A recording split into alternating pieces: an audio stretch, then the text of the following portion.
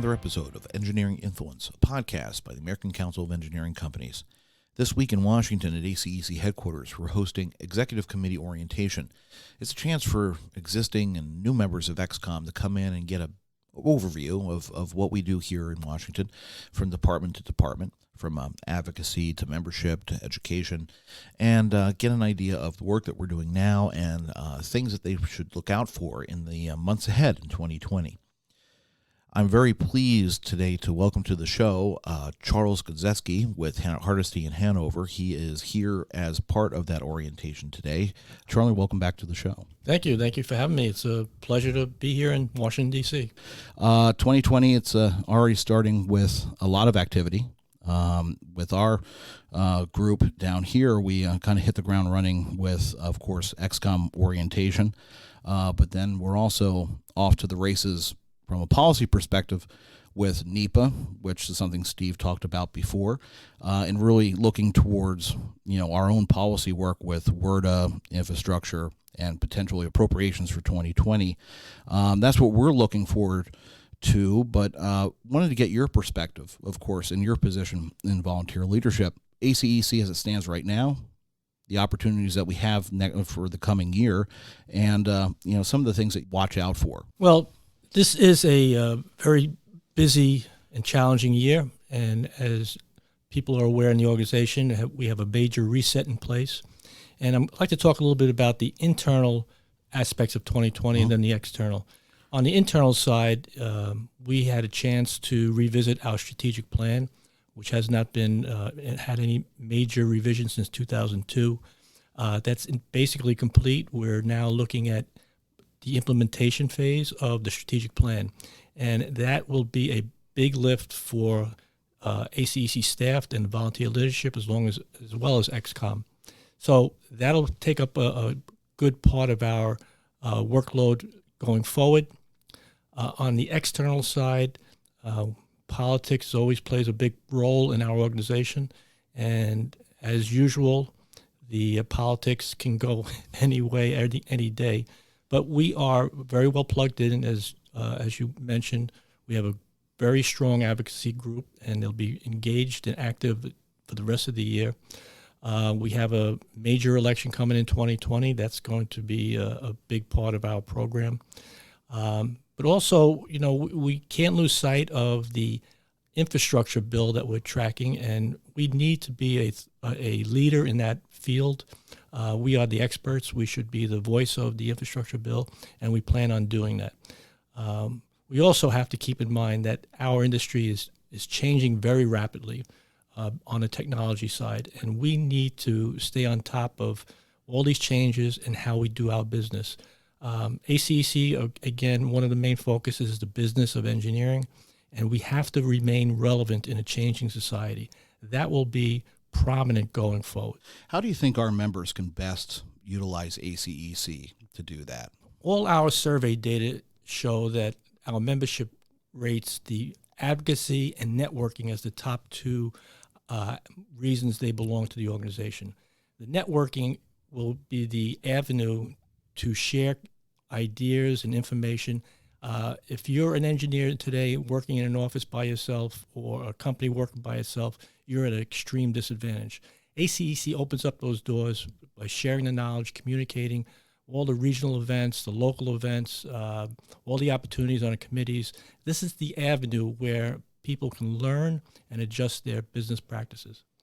Yeah, and I think the ACEC coalitions is a great place for that to happen, where you're not alone. If you're a sole practitioner or if you're in part of a small firm or a regional firm, the coalitions give you the ability to punch above your weight class. It gives you the ability to talk to your peers across the country who may be facing the same challenges as you may be facing, or are looking ahead and seeing things that maybe you haven't gotten to yet.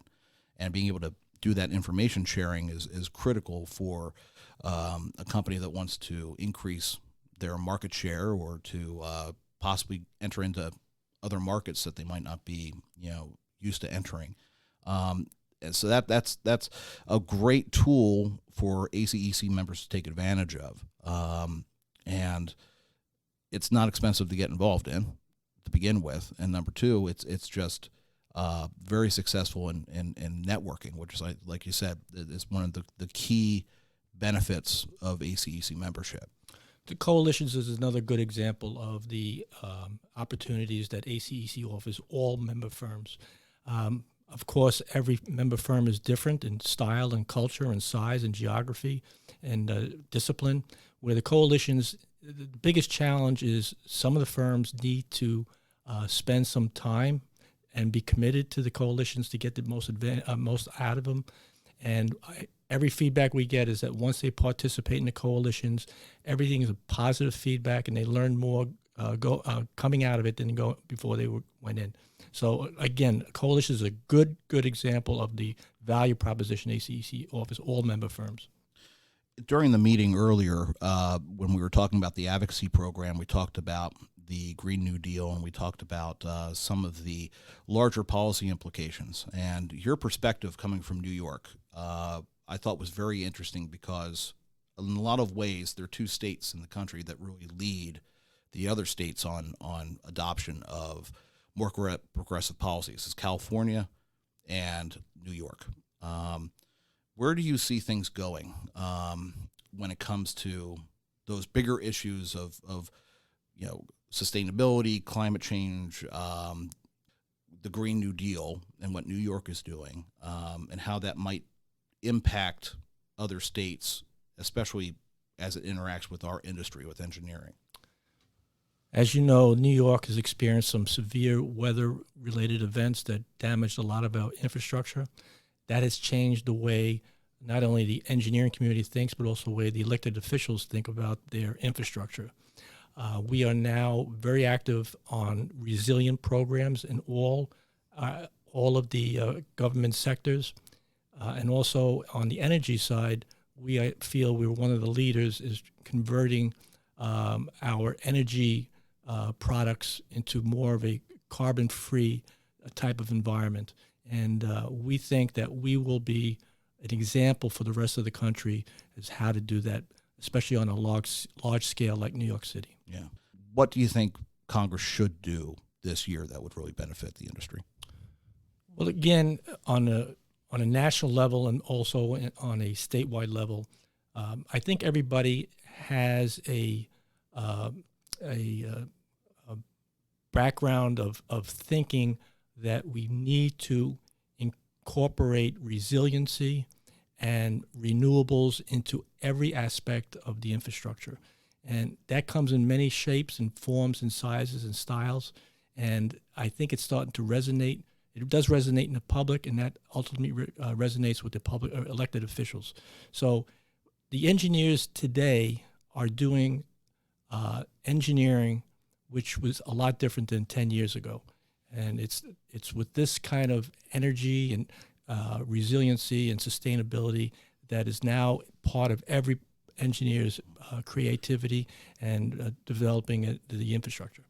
Any parting thoughts on the year ahead or what you hope to see? Yeah, I think that one of the challenges going forward is there's a lot of issues, and we need to tackle them at the same time.